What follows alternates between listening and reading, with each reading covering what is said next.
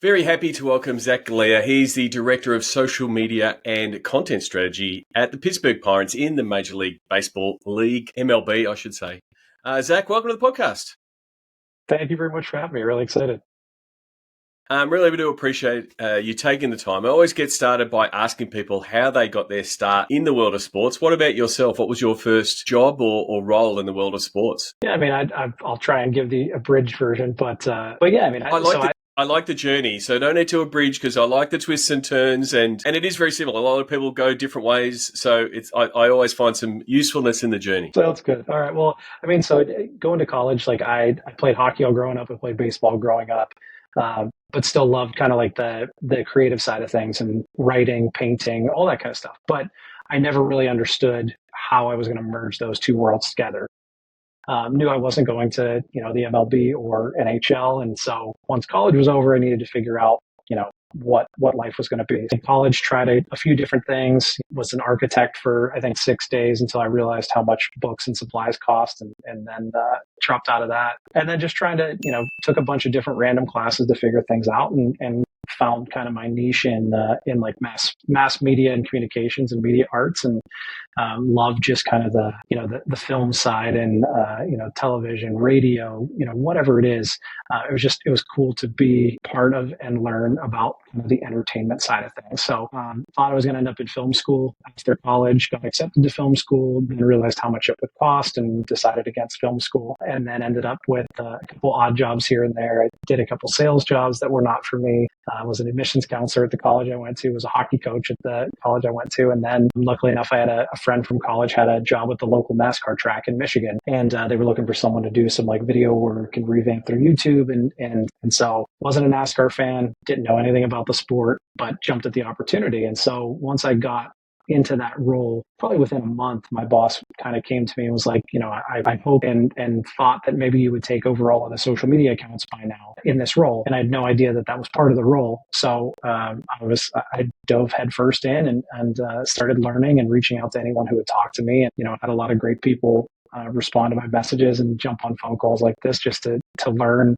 what it takes to do, social and this stuff for an organization, for a brand. And so from that point on, it's been 12 years now, which is crazy to say. And it's been, still the same mindset, always reaching out to people, always trying to learn and grow. And, spent 2 years there learning everything I could and doing a little bit of everything with, graphic design and video work and photography and strategy and analytics and everything in between, and then parlayed that into the first ever social media role that the Steelers ever had in Pittsburgh. They had a bunch of people who had kind of chipped in from time to time, but never someone full-time and fully focused on this thing. Again, dove headfirst in, 4 years there, learned a ton. I can't explain how many great people I learned from and met and helped me grow over the years, but was able to kind of build and find my footing and find my voice and kind of figure out how to do this, on a large scale. And then I was able to take a leadership role at the Arizona Cardinals out in Phoenix. I want to stop you there because I think the pertinent point of that role at the Steelers was that dedicated role. Like even like we are talking that's 10 years ago, but there's still teams having that shared approach or managed by the comms team or multiple people sort of chipping in, which does make it really hard to sort of to be clear across all the channels. How important was that to sort of? I mean, it was you become the throughput and everything comes through you and becomes a high demand role, but how important was it to sort of get things aligned and sort of have some consistency across platforms and across tone and those kind of things to sort of have that, the one person that, that original role, which was that social media coordinator, that person was sort of the key thumbs, if you will. Yeah, I mean, I think it's, like you said, it's consistency.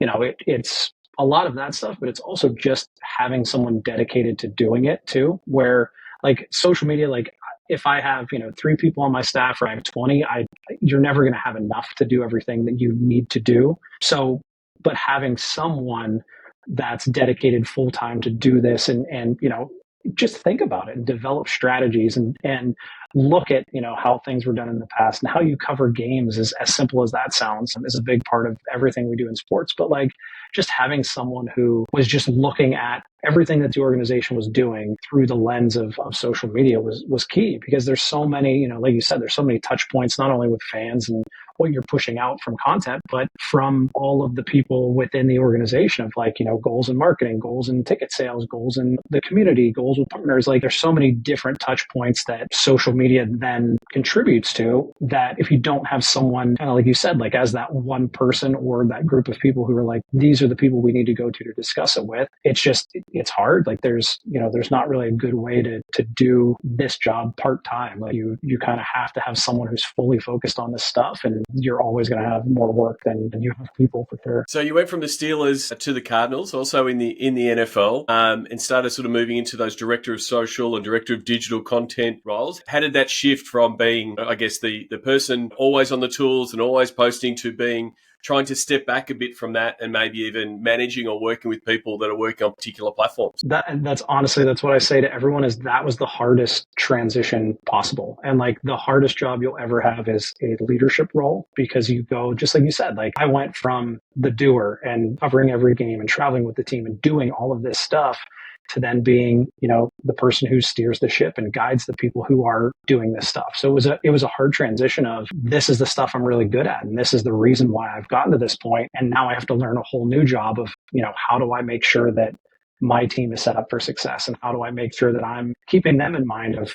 growth opportunities and making sure that their experience is, all that they're hoping. So it was definitely a drastic change. I don't know that I was the best leader or boss when I first kind of made the transition, because it was really hard. But I think as I've grown and I've seen kind of the mistakes and the shortcomings when I was in this early on, it's, I think I'm getting my feet under me as a leader. And granted, I'm in kind of my, sixth year, I think, in a leadership role. And it's still kind of, you're developing your style, you're developing, why you want to be a leader, and understanding, what's important to you. And then figuring out, how, like I said, how do you empower your team? How do you make sure that their journey is better than the journey you went through? And, me being someone who is kind of in social and sports from the very beginning, I can already help, my team with things that I'm probably still struggling with to this day, to help them get ahead of it and give them experience in things that I wish I had experienced in. So that was by far the hardest transition, was going from kind of the doer to the leader in that change. Definitely. But it also, I have spoken to a lot of people who have been in the role and then moved into that leadership role and,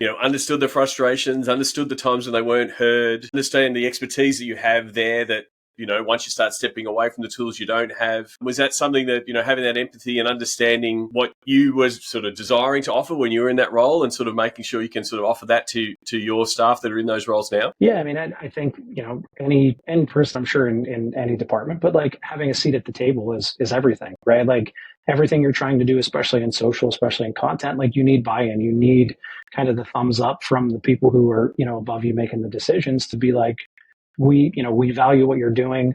We agree with what you're doing. Your direction aligns with what our goals are. Go and do it. And if you need anything, we're here. So it's always good to, and utterly necessary to have that buy-in and have that seat at the table. And so that was something that comes with those leadership positions. And then being able to, like I said, empower your team and expose them to those opportunities to, be a part of that table and understand what's being talked about at that table, and really, working through those issues together rather than kind of shouldering everything on your own is hugely beneficial. And so now you're a director of social media and content strategy. My time doing podcasting, I've seen a lot of different titles. So I always ask people what the title means, in actuality, and what you're doing. Describe your role at the Pirates. Yeah, I mean, I think it's very similar to what I was doing with the Cardinals. Like in my 3 different roles I had with the Cardinals, it's kind of all of those mixed together into one title. But basically, it's everything that goes out on social is coming through me and my team, and we're working through, how we do X, Y, and Z, and how we're, like I said earlier, like preparing for the season, and how did we do last year, and what's the plan moving forward, how do we get better, and, constantly looking at kind of the numbers behind everything we're posting, and how do we improve, or what's working, what's not. And then on the content side, working with, our content team and my counterpart, our director of content, and, putting together a plan of how do we make these ideas come to life, and, working together with his team in mind, and working on, the nuts and bolts of, you have this grand idea, but how does it come together? How do you put it together? When do you have time when there's 162 games, and how do we make that work? So basically that's my job in a nutshell, is just my team strategizes and posts it, and his team makes it and creates it. So it's it's a good counterbalance of the two of us and working together on all this stuff. And shout out to Sterling on that. Yeah, certainly. I mean, we use digital dollars, and content is a pillar and distribution is a pillar, and effectively social is a big key chunk of that distribution piece, especially in the MLB, which is some of the channels that you have a bit more room to play as far as what you want to do. And then from your team point of view, do you have a team of people that are dedicated to particular channels? Do you have a bit of job sharing, or is it a bit of a mix? Yeah, I mean, I think in a perfect world, you have one person per platform that has, their sole focus is making sure that platform is working at full optimization. But I don't know that I've ever been on a team that's fully staffed to be able to do something like that. So there's 3 of us on our team, myself, our manager, Jules, and our coordinator, Grace. And basically, we are in charge of pushing that messaging out across all of our channels. So we split up, game coverage and event coverage and posting on different platforms depending on what the day is and what's happening. If it's the draft or the All-Star game or whatever it might be, dividing and conquering on everything so that everyone kind of gets the experience to have, a little bit of everything instead of being stuck in kind of one lane. But that's it. I mean, like it's 3 of us that are sitting down, like I said, all off season and saying, what do we do well?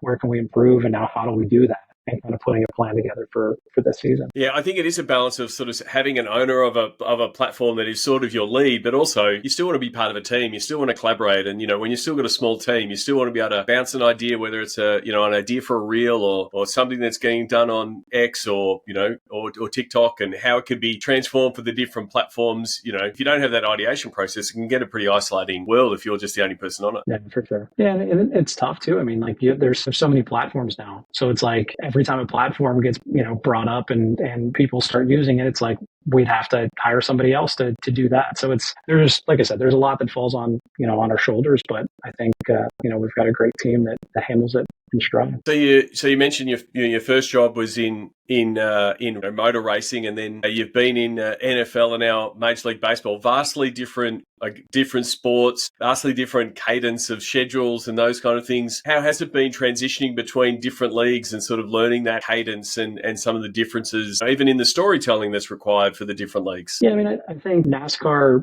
I didn't know any better at that point, so it was all I knew. There really wasn't, I mean, aside from learning what I was supposed to do, there really wasn't a shift by any means. So, I mean, we had 2 races a year and we had 2 other big kind of events, and then, little things happen here and there. But I always say I owe that role everything when it has to do with me thinking of ideas and making something out of nothing, because there was just a lot of nothing that happened because we were, I was tweeting for a race car track, just a piece of asphalt in Michigan with nothing happening for 8 months of the year. So I mean, but going from there to football, a little bit more drastic, just because it was 4 events to 16 events, and plus the draft and plus everything else that football has. But with football, it was like you had a week to tell every story. You had a week to either celebrate or forget what just happened on Sunday, Monday, Thursday. They plays on Saturdays now, but basically you had a week for good or for bad to tell that story, and so you could really develop your content plan of what days things go, and it was very consistent in that regard. But sometimes, I mean,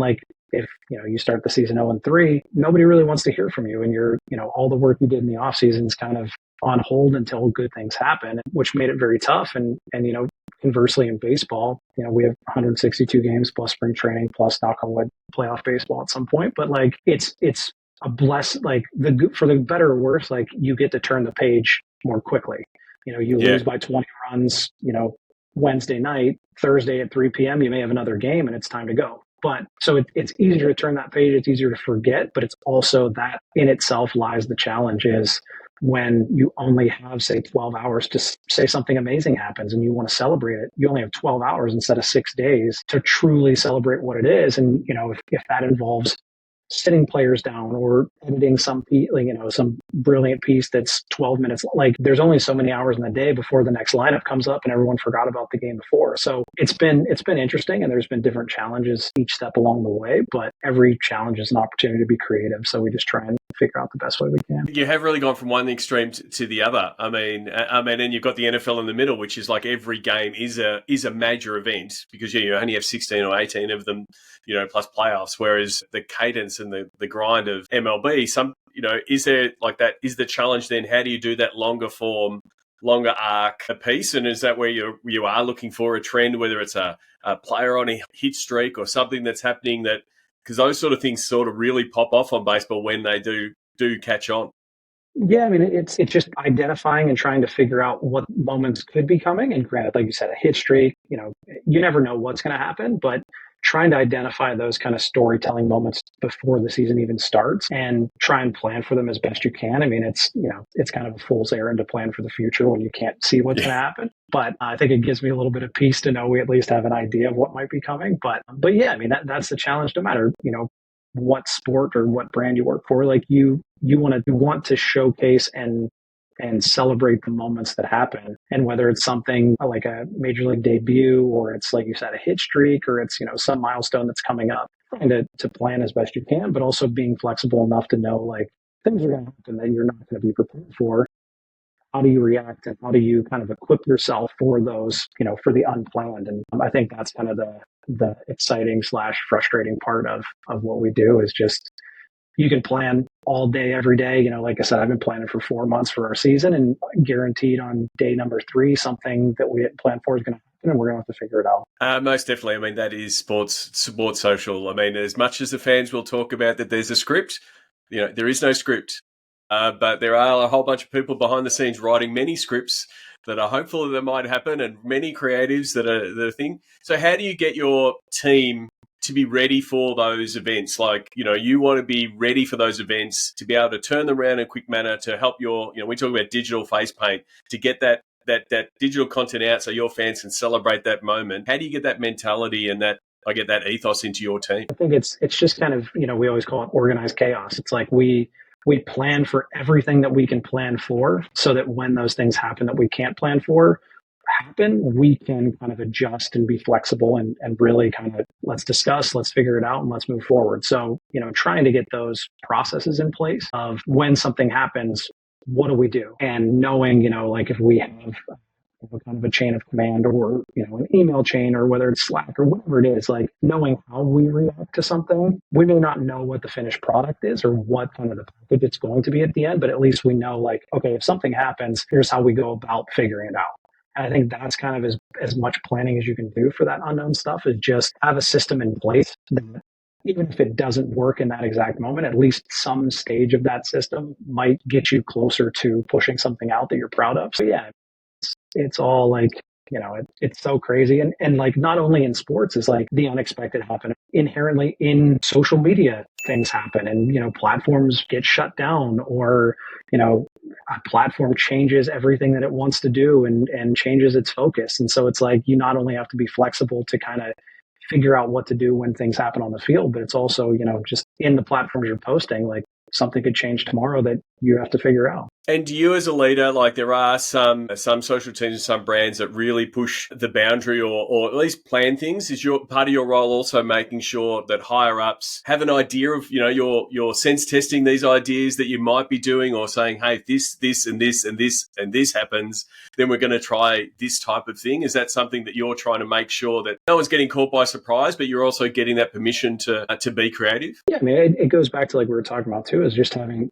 a seat at the table and having that buy-in. Is like, that's what we use the off season for, is kind of presenting, here's what we found from last year that we did well, that we did poorly, here's how we want to improve, and this is the plan for this coming season. And granted, it's a big kind of blanket strategy of like, this is our viewpoint, and this is what we want to accomplish. So that then, as long as like, no matter how simple or complex the idea is, as long as it falls under that kind of umbrella, the approval process or running it up the chain, it kind of limits how much and how long it takes to do something like that. So, you're talking about kind of your viewpoint and what you want to accomplish, and then all of those moments, all of those business fall into place under that. A big part of any strategy, content, digital, social, is the location. Now, this is your second stint in Pittsburgh, being at the Steelers, now at the Pirates. Tell us a little bit about Pittsburgh as a sports town and a fandom. How much is that, obviously shaping what you do in the role now with the Pirates? Yeah, I mean, and I grew up in Pittsburgh, so I've been black and gold from the day I was born. So Pittsburgh is a town that cares passionately about their sports team. And on the social side, for better or worse, it's when you're not winning or you're not winning by enough, the fans will let you know, and the fans will voice their displeasure quite frequently. And when things are good, things are amazing. So, it was, I think that was the biggest change going from Pittsburgh to Arizona too, was, you're going from one NFL team to another thinking like, oh, well, one football team's content, like we'll just move it over to, the desert and we'll be fine. It didn't work. Like it's, the fan bases could not be more different. And the Cardinals were kind of an not expansion team, but a relocated team to the Valley. So a lot of people who lived there and were born there already had teams outside of the Cardinals. So it was very much the anger and distaste was more passive of like, if you're not playing well, if you're not doing well, like we're just going to tune you out and we'll come back whenever things are going well. Where in Pittsburgh, that's not the case. That's if you're doing good, bad, or indifferent, you're going to know exactly how the fan base feels every step of the way. And I would always prefer that to indifference. Absolutely. And that passion, you can't, that's sort of what separates sports and sports marketing and sports fandom to, hey, go run social for a bank. Yes, you'll get the same anger sometime, but you won't get that. You won't get that passion. One of the things that is tough when you're in that role, and especially the doers, the people on the accounts, they read all, or they can. They read. They're the front line. How do you? And then and sometimes that can weigh on them. And how do you help your staff to realize one, it's engagement, it's passion. Don't take it personally. Learn to step away because you have to put up the final score because that's what it is, and there's sponsor obligations. The feedback in poor times after a bad loss can be pretty brutal. How do you help your staff sort of manage that? I mean, it takes a lot of practice to not take this stuff personally. And I think I'm finally, for the most part, I think I'm in a good place. I don't know if I'll ever be fully immune to everything, but no, it's understanding that it's an outlet, right? Like, you post the final score even when you lose because you owe it to your fans who have stuck through that game for better or worse, and give them kind of that outlet and that, here's one post. Granted, I'm sure they'll find other posts to tell their opinions, but like, here's a post that you tell us how you feel. We get it. We understand. Like, we're not happy we lost. Like, we feel the same thing that you're feeling, and we're kind of going through this together. So, like for my team, I always tell them like, if we post something and you see that it has exponentially more replies than it does, retweets or reshares, like maybe don't read those comments for the day. And, once you're in a good place mentally, maybe kind of go back and go through. But it's so hard because you need to know what your fans are talking about. You need to know how they feel and what they're thinking, because we are, social media is kind of the most direct touch point with your fan base. So like, if you're out of touch and you're tone deaf and you don't understand how your fans feel, you're not going to be able to do what we do successfully. So it's like, it's that balance. I did not do a good job of not taking it personally early on. And I think, I got kids at home. I have other things that, I'm not digging through every mean comment that gets sent our way. But it's hard. It takes a lot of practice. It takes some mental fortitude to get through it sometimes. But you need those comments. You need that back there. One of the things I always do with Sports Geek clients, I offer a free service where they can text me whatever swear words they like at any moment of the day when they're getting attacked by fans. Occasionally, I will just get a text at weird times, and it'll just be the most filthiest stuff you've ever seen. But it helps them get it out of their system. And so, like, it's much better going and venting to me than occasionally thinking I'm going to reply. So that's always a good hack. Just get it out of your system, have a walk, and then it's like you feel better. But then the other thing is you've also got to, be mindful of when you have those highs. Like, you need to say, hey, like that. It's also tough, like you sort of said, with the schedule. The next day comes along. You also need to remind your team whether they're having a big win, it's amazing, or a big moment. And you go, hey, do you realize what we're doing? We're on the field. We've just had an amazing, we're in the locker room. Like, the reason we're in sports, to sort of remind them, they go, just remember this, or take a mental snapshot of this moment, because there will be other moments, but this is why we're here. Yeah, it's you get your head down and so into the weeds, and because there's just so much going on. But it's like, I can look out my window and see inside PNC Park, and like, granted, I'm very biased, but like the most beautiful ballpark in all of the states. And like, if my head is buried in my laptop and documents, and it's like, you just need to you need to enjoy what you're doing. And yes, any job you have, like, across the entire world is difficult, but there's positives to it, or you probably wouldn't be doing it. So it's like, just like you said, like, you're going through the negatives, but make sure to not forget about the good things that come from it. One of the things I wanted to ask you, you started on the job, like I said, on the thumbs, and you're always, everyone's always looking at what's trending as far as what the platforms are doing. We've gone through the horizontal video to vertical video phase and all those kind of things. But one constant is copy. Like what your content team will produce something, but then between your content team and your social team, you've got to come up with copy. What's your take on, I guess, writing copy and the importance of it? It's crazy. Like, no matter how good the piece of content, you could make or break that piece of content if you don't have the right copy. And like, I think that gets overlooked immensely in a lot of areas, but it's incredibly important. We work really hard on preparing copy and like even, brainstorming of like player X is going to hit a home run this year. Let's write a bunch of copy as we think of it and as we get inspiration, as we have time, and like as we think of witty and good things, like write it down so we have it when things get crazy. But yeah, I mean, that it's the worst thing in the world. And I told our director of content this offseason, like he made this incredible piece on Paul Skeens and his debut and spent so much time on it. And I was like, man, I've never been so stressed to develop copy for this thing because I didn't want to do it a disservice. And like, that's how serious we take it, right? Like if you are not writing the correct copy to capture someone's attention to then watch or consume the piece of content, you're not helping yourself out. So it's a big part of what we do. And for me, it's, the more evergreen the copy can be, the better. Because like if you say Neil Cruz is good at baseball compared to Neil Cruz hits a 2-run homer to tie the game, there's a time limit on the second one. There's no time limit on the first one, no matter what the content is below it. It could be a photo, it could be a highlight from a game, it could be whatever. But that gets shared exponentially more than this thing happened at this specific time. Whenever the next thing happens, you'll forget about that thing. So that's one thing I always preach to my team is like, let's try and think of things that can live a little bit longer than the moment that we're sharing. But again, like just even thinking and talking and brainstorming about just copy for tweets or Instagram, but like it's crazy to say, but that's a big part of what we're doing. And again, it's that team effort of, like, I use the improv phrase of yes and, like, let someone do it and then they can either add to it or give their take, and sort of eventually you end up with something that does hit the mark. And it also goes back to, like you said, talking to, Pittsburgh fans in Pittsburgh and how they want it, and, how down to earth and how rusted on they are. Like that evergreen, copy as a strategy is something that, whenever they see it, and then the algo might pick it up 3 days after, and so you want that to be useful. So I'm a sweat the copy kind of guy as well. And you're like, at some point you go, I think we've got 4 versions, we've got to go with one. We've really got to move on. Like, we talk about being under resourced, but we've spent 20 minutes talking about 6 words and how they're arranged. But I think it does matter, and I think the good people in social that do a killer job are the ones that sweat that stuff. Well, and it's funny, like normally, like a highlight, something happens at the ballpark, you either,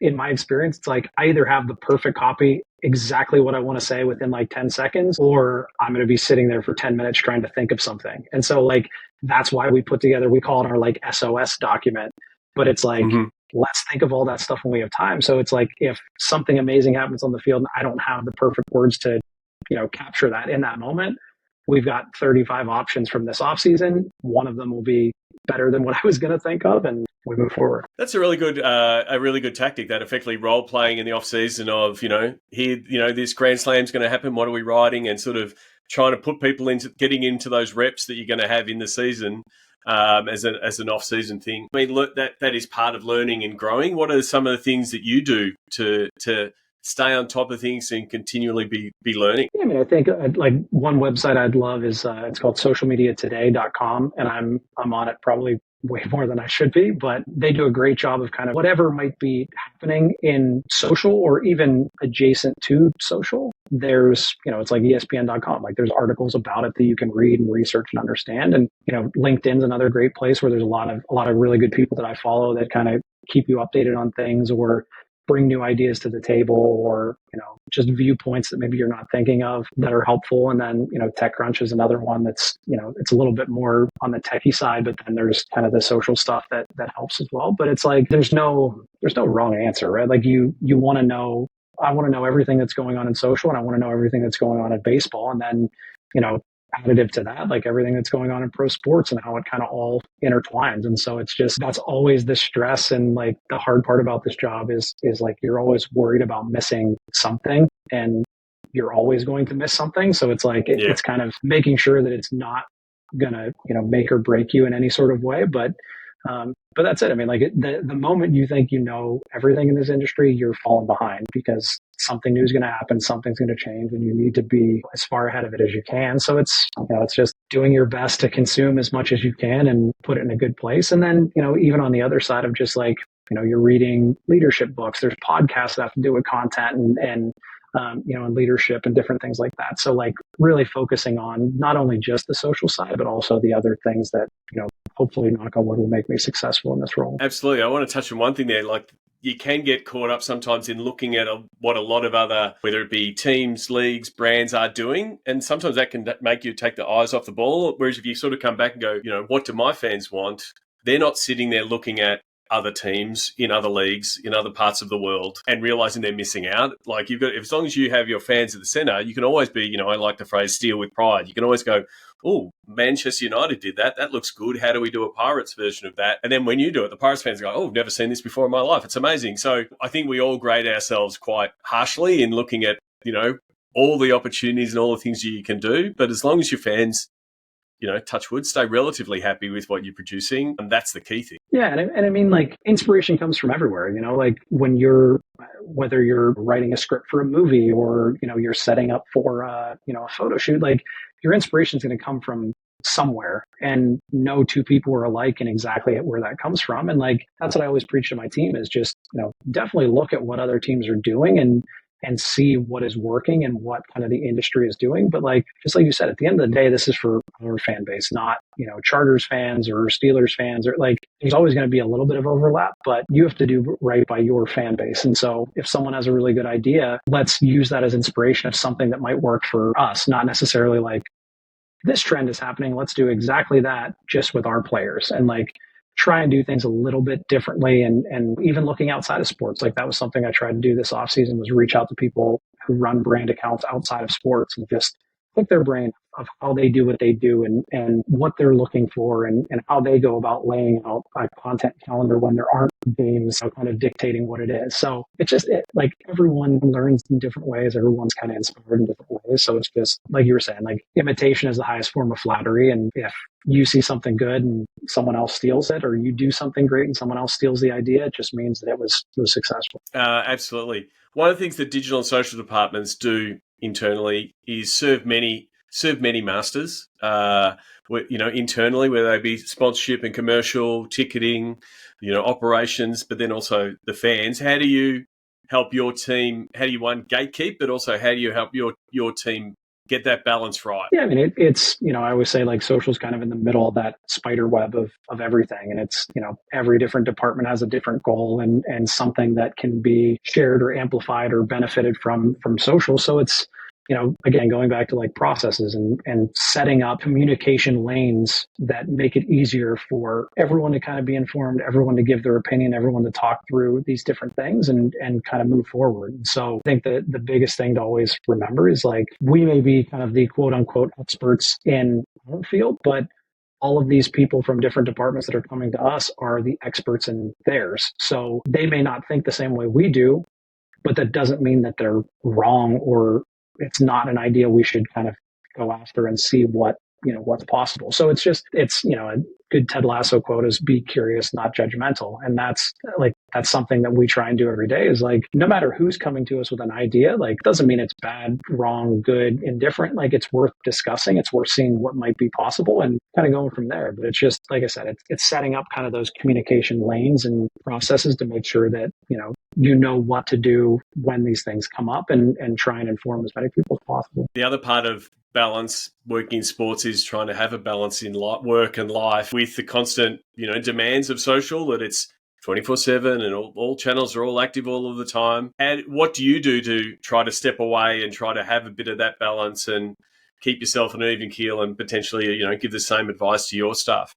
Like what I always tell my staff, like I put your list of priorities together and like whatever that is in your life, I was like, you don't need to share it with me by any means, but like know where you stand, because that will go a long way in kind of setting those guardrails, setting those boundaries to make sure that you're burnt out by the time we get to October. And so again, preaching from a place where, I was burnt out for 9 years before I got here. And one thing my dad always taught me is like, there's only one person who can look out for you 100% of the time, and that's you. So you need to be the one that figures out how you can best function and how you need to set boundaries and how you need to kind of live in this role to make sure that it's not everything. Like, this is not your whole life, right? Like, I am not Zach, the social media guy. There's so much more to just me that you need to make sure that kind of all the pieces are in the right place to make sure that you can kind of make those decisions easy. And so, we work in a great company with a lot of great leaders that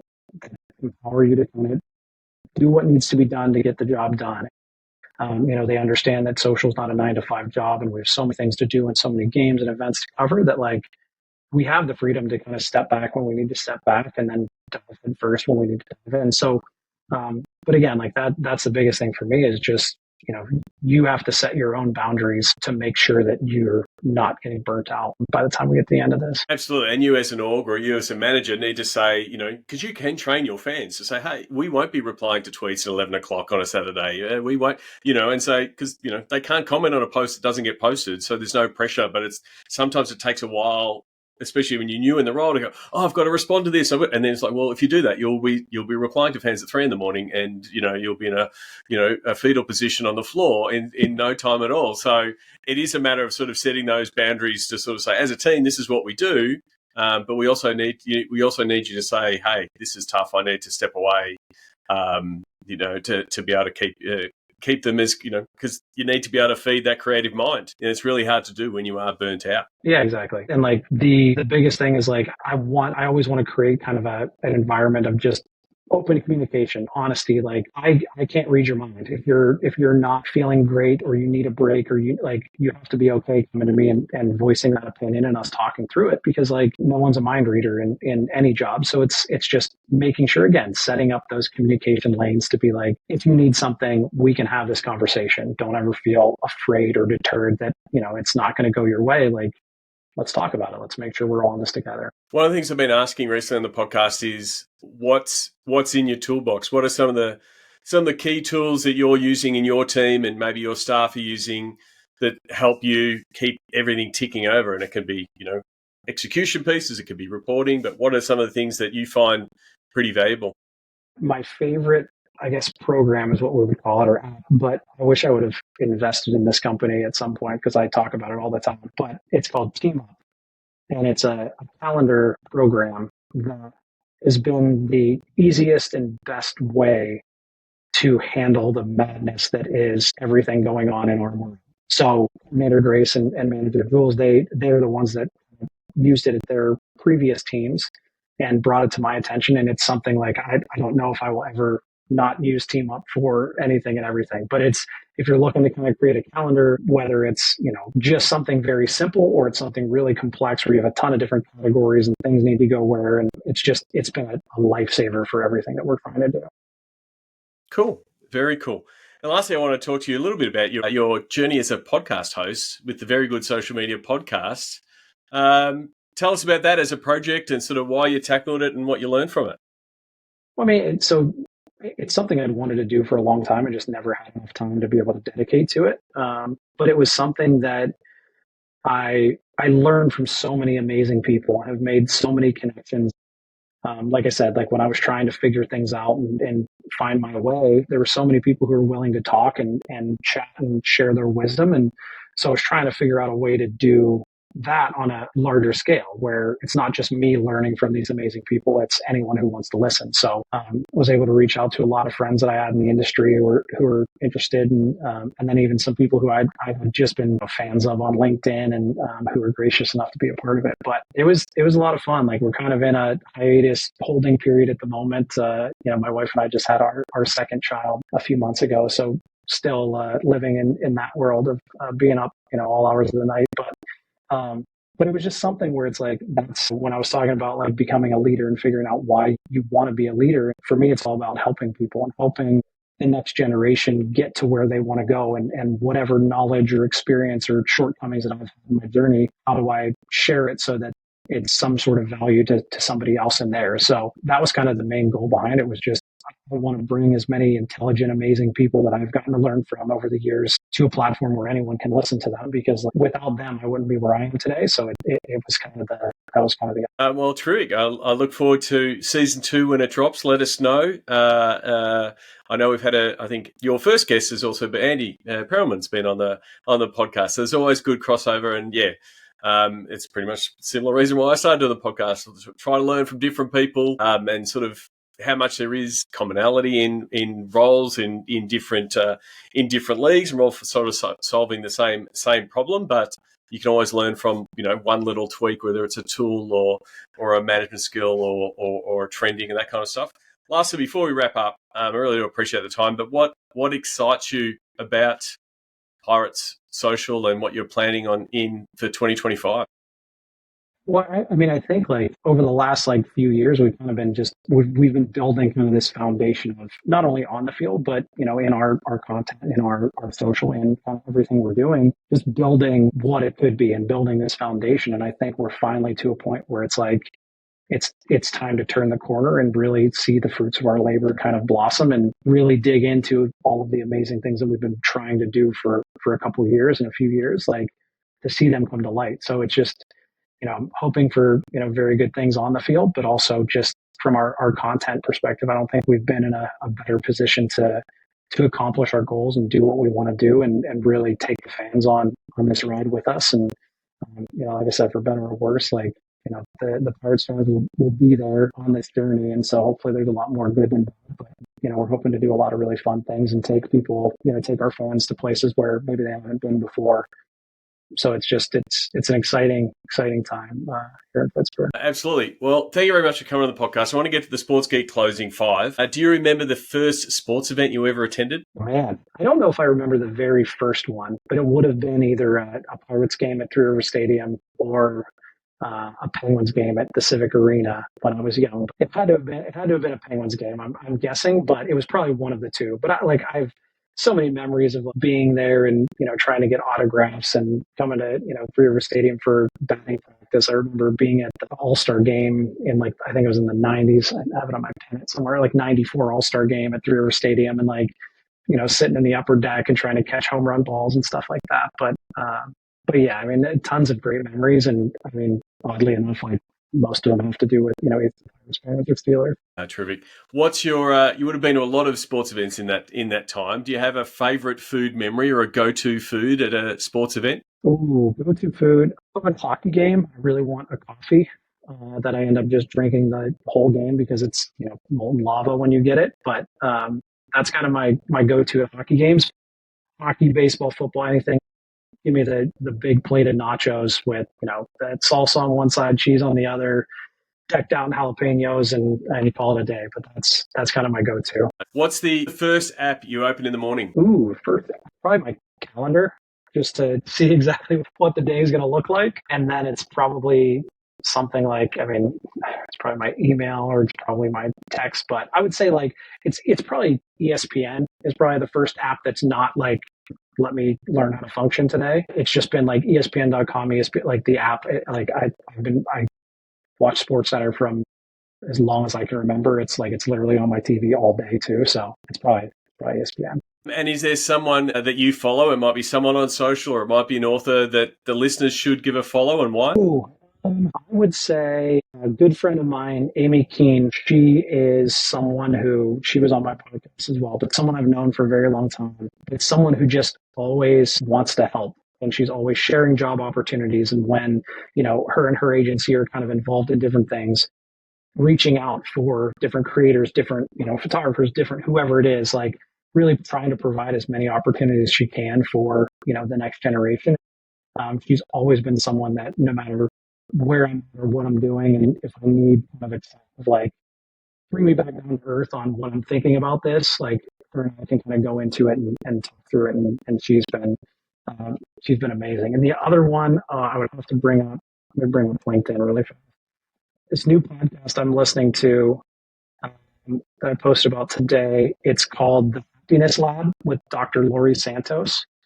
And it's very much about like a lot of things that a lot of people deal with. And like the episode I listened to today was about perfectionism and how it can kind of be a bad thing at times. Yeah. And so you never think of something being perfect as being bad. So it's been a really cool podcast to listen to, and I found it through a couple other podcasts I listened to. But that's been kind of a favorite of mine. And so anyone who's kind of going through some stuff and needs to figure out, like you're talking about, work-life balance and frustrations and things like that. Like it's been a great lesson.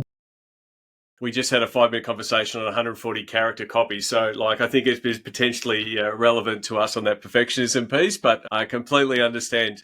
Last question, and I'll ask this both from a personal point of view and a pirate's point of view. And, what social media platform is your MVP? Ooh, and personally, I like YouTube just because I like going there and with the intention of like, I'm probably going to be there for an hour, consuming whatever I want to consume. It's less of kind of the doom scrolling and, and I love TikTok too, but it's basically YouTube on a smaller scale for my attention where I'm just kind of ripping through things. I would say like professionally, I think Instagram's been kind of the MVP where it kind of does a little bit of everything. And now with broadcast channels and, there's just so much power within that one click of your thumb that, you kind of overlook it at times where it's just kind of one of many apps that you have to kind of manage, but it's one that has so much kind of one staying power because it's kind of changed its focus so many different times. But that's kind of the one that I kind of